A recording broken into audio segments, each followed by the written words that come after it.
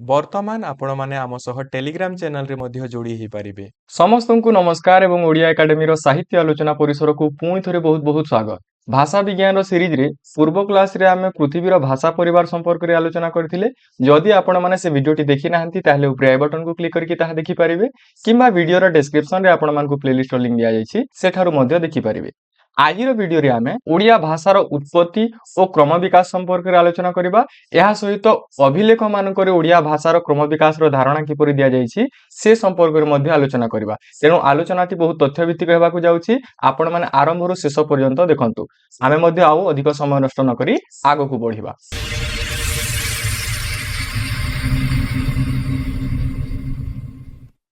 ଭାରତର ସମ୍ବିଧାନ ଦ୍ୱାରା ସ୍ୱୀକୃତ 26ଟି ଭାଷା ମଧ୍ୟରେ ଓଡ଼ିଶାର ଓଡ଼ିଆ ଭାଷା ଅନ୍ୟତମ ଅଟେ।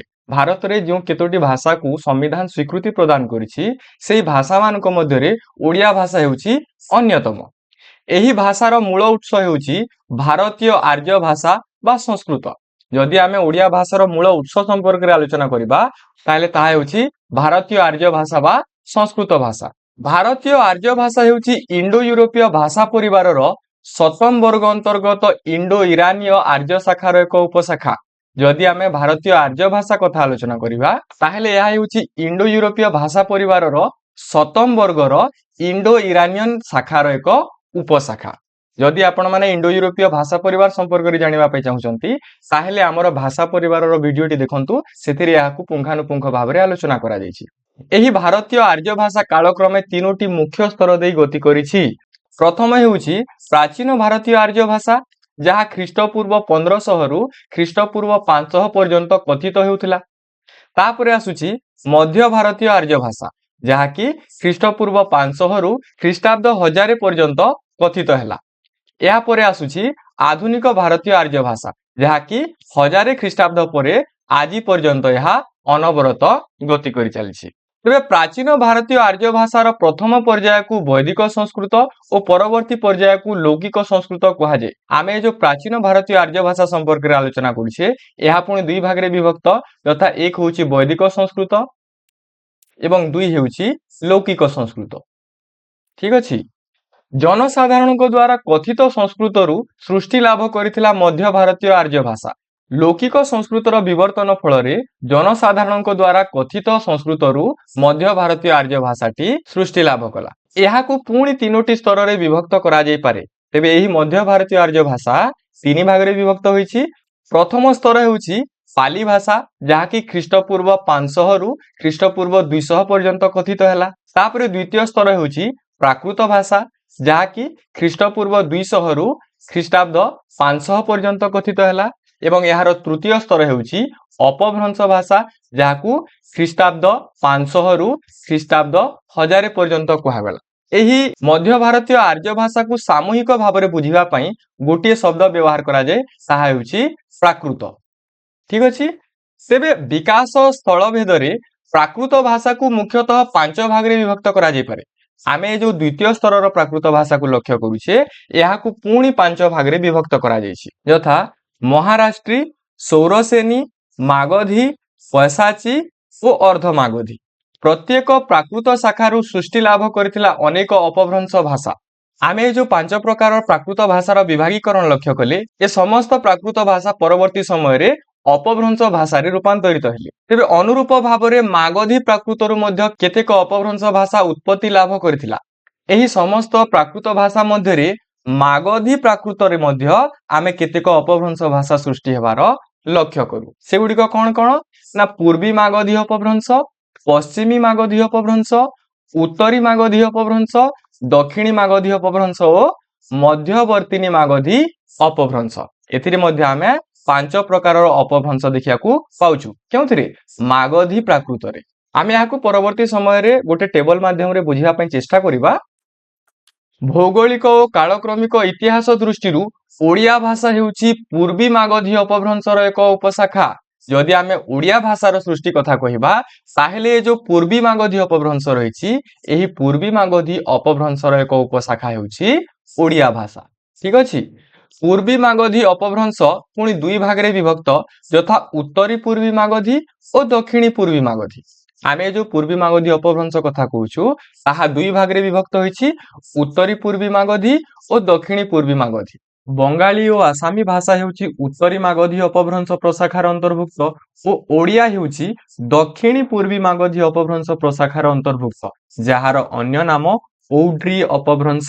जगार गुरुत्वपूर्ण जिनस होछि कोन पूर्वी मागधी अपभ्रंश जो दुई भाग रे विभक्त होइतिला तन मध्यरे उत्तरी पूर्वी मागधी अंतर्भुक्त हेउछि बंगाली एवं आसामी भाषा एवं दक्षिणी पूर्वी मागधी अपभ्रंशर प्रशाखार अंतर्भुक्त हेउछि ओडिया भाषा एवं एही दक्षिणी पूर्वी मागधी अपभ्रंशर अन्य नाम हेउछि औड्री अपभ्रंश।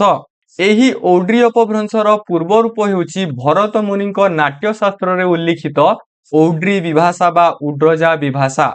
आमे जो औड्री अपभ्रंश कहूछे एहार पूर्वावस्था संपर्क रे आमे भरत मुनिଙ୍କର नाट्य शास्त्र रे उल्लिखित हेबार देखिବାକୁ पाऊ। तार उदाहरण दिया जायछि सकरा भीर चांडाल सबर द्राविडो ड्रजाहा हिना बने चरणांच विभाषा सप्तकीर्तिताहा। ए जगह रे कोन दिया जायछि ना जो सात प्रकार विभाषा बा बोली कथा कहा जायछि तन मध्यरे उड्रजा विभाषा बा औड्री विभाषा हेउछि अन्यतम। ए मध्यरे प्रथम विभाषा हेउछि सकरा, द्वितीय विभाषा हेउछि अभीर, तृतीय विभाषा हेउछि चांडाल, चतुर्थ विभाषा हेउछि सबर, पंचम विभाषा हेउछि द्राविड एवं षष्ठ विभाषा हेउछि उड्रजा, सबाशेष रे सप्तम विभाषा हेउछि बनचर मानकर भाषा। ये जो द्राविड उड्रजा दिया जायछि एथिरे जो उड्रजा अछि एहा हेउछि उड्रजा विभाषा जहाकी औड्री अपभ्रंशर पूर्व रूप अटे। अनुमित हुए पूर्वी मागधी प्राकृत सहित ऑस्ट्रिक और द्राविड भाषार मिश्रण रे ख्रीष्टीय द्वितीय शताब्दी बेलकू एही औड्री विभाषार सृष्टि होइतिला।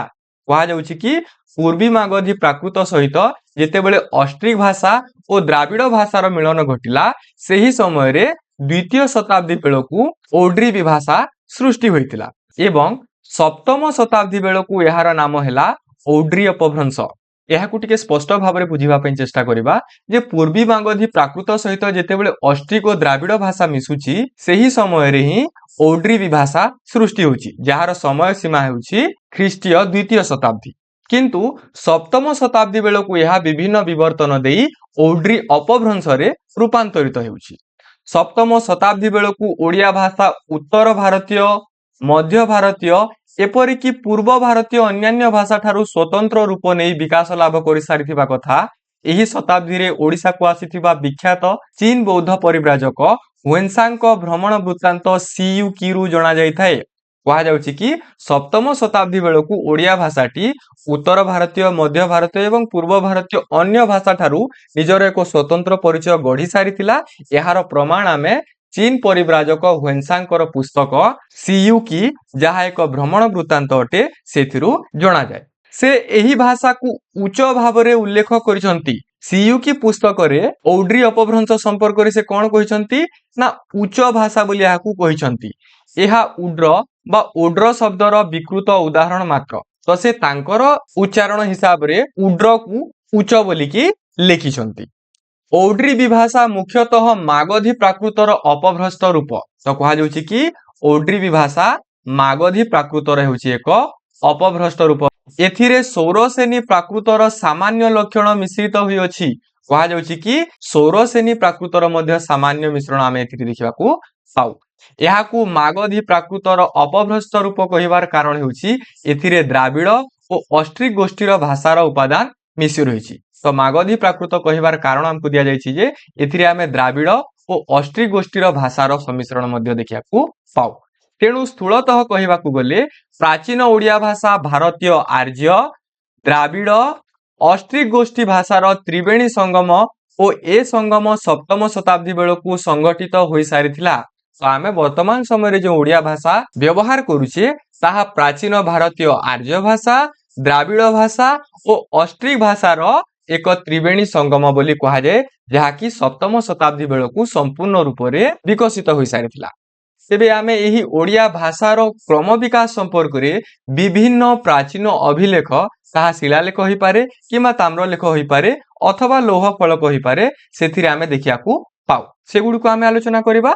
प्राचीन ओडिया भाषार केतेक प्रामाणिक निदर्शन षष्ठ शताब्दी रु पंचदश शताब्दी मध्य लिखित अभिलेख, गद्य रचना ଓ ପଦ୍ୟ ରଚନାରେ ପରିଦୃଷ୍ଟ ହୋଇଥାଏ। ଯଦି ଆମେ ଓଡ଼ିଆ ଭାଷାର କ୍ରମ ବିକାଶ ସମ୍ପର୍କରେ ଆଲୋଚନା କରୁଛୁ ତାହେଲେ ଷଷ୍ଠ ଶତାବ୍ଦୀରୁ ପଞ୍ଚଦଶ ଶତାବ୍ଦୀ ପର୍ଯ୍ୟନ୍ତ ଯେତିକି ଅଭିଲେଖ ଗଦ୍ୟ ରଚନା ପଦ୍ୟ ରଚନା ଦେଖିବାକୁ ମିଳେ ସେଥିରେ ଆମେ ଏହାକୁ ପୁଙ୍ଖାନୁପୁଙ୍ଖ ଭାବରେ ଆଲୋଚନା କରିପାରିବା। ଶୈଳୋଦ୍ଭବ ଭୌମକର ଗଙ୍ଗବଂଶୀୟ ରାଜାମାନଙ୍କ ଦ୍ୱାରା ଖୋଦିତ ଅଭିଲେଖ ଗୁଡ଼ିକରେ ସ୍ୱତନ୍ତ୍ର ଓଡ଼ିଆ ଶବ୍ଦର ସନ୍ଧାନ ମିଳେ।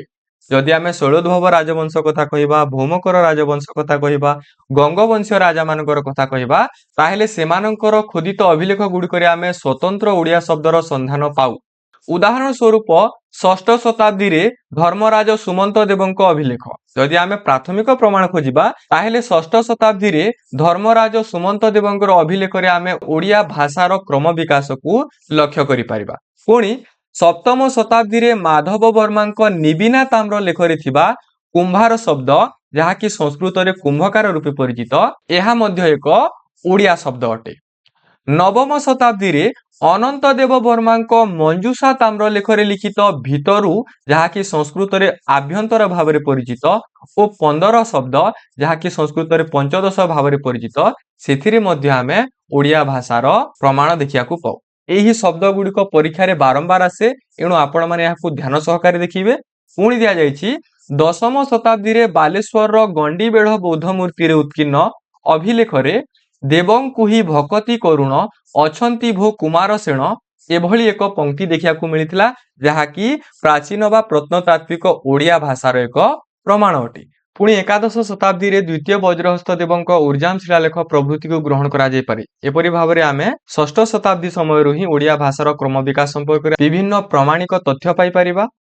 ଏକାଦଶ ଶତାବ୍ଦୀରେ 1051 ମସିହାରେ ଦ୍ୱିତୀୟ ବଜ୍ରହସ୍ତ ଦେବଙ୍କ ଦ୍ୱାରା ଖୋଦିତ ଓ ଆନ୍ଧ୍ରପ୍ରଦେଶର ଚିକାଗୋ ଜିଲ୍ଲାର ଉର୍ଜାମ ଗ୍ରାମରୁ ଆବିଷ୍କୃତ ଉର୍ଜାମ ଶିଳାଲେଖ ଯାହାକି ଓଡ଼ିଆ ଓ ତେଲୁଗୁ ଭାଷାର ମିଶ୍ରିତ ଏକ ଶିଳାଲେଖ।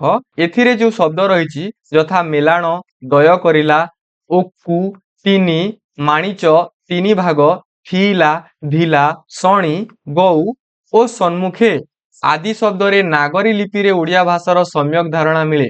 ତ ଏକାଦଶ ଶତାବ୍ଦୀରେ ଦ୍ୱିତୀୟ ବଜ୍ରହସ୍ତ ଦେବଙ୍କ ଦ୍ୱାରା ଯେଉଁ ଶିଳାଲେଖ ଖୋଦିତ ହୋଇଥିଲା ଯାହାକି ବର୍ତ୍ତମାନ ସମୟରେ ଆନ୍ଧ୍ରପ୍ରଦେଶର ଚିକାଗୋ ଜିଲ୍ଲାର ଉର୍ଜାମ ଗ୍ରାମରେ ଆବିଷ୍କୃତ ହୋଇଛି।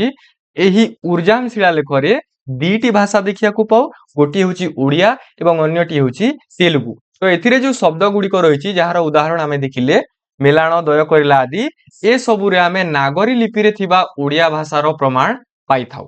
ତ୍ରୟୋଦଶ ଶତାବ୍ଦୀରେ ଦ୍ୱିତୀୟ ନରସିଂହ ଦେବଙ୍କ ଦ୍ୱାରା ଖୋଦିତ ଓ ଭୁବନେଶ୍ୱରରୁ ଆବିଷ୍କୃତ ଦ୍ୱୈଭାଷିକ ଶିଳାଲେଖରେ ପ୍ରତ୍ନ ଓଡ଼ିଆ ଭାଷାର ପ୍ରମାଣ ମିଳେ। ଉର୍ଜାମ ଶିଳାଲେଖ ପରେ ଆମେ ଦ୍ୱୈଭାଷିକ ଶିଳାଲେଖରେ ପ୍ରତ୍ନ ଓଡ଼ିଆ ଭାଷାର ପ୍ରମାଣ ଦେଖିବାକୁ ପାଉ ଯାହାକି ତ୍ରୟୋଦଶ ଶତାବ୍ଦୀ ବା 1249 ମସିହାରେ ଦ୍ୱିତୀୟ ନରସିଂହ ଦେବଙ୍କ ଦ୍ୱାରା ଖୋଦିତ ହୋଇଥିଲା ଏବଂ ଏହି ଶିଳାଲେଖଟି ଭୁବନେଶ୍ୱରରୁ ଆବିଷ୍କୃତ ହୋଇଥିଲା। ଏଥିରେ ଆମେ ପ୍ରତ୍ନ ଓଡ଼ିଆ ଓ ତାମିଲ ଲିପିର ବ୍ୟବହାର ଦେଖିବାକୁ ପାଉ। ଠିକ ଅଛି।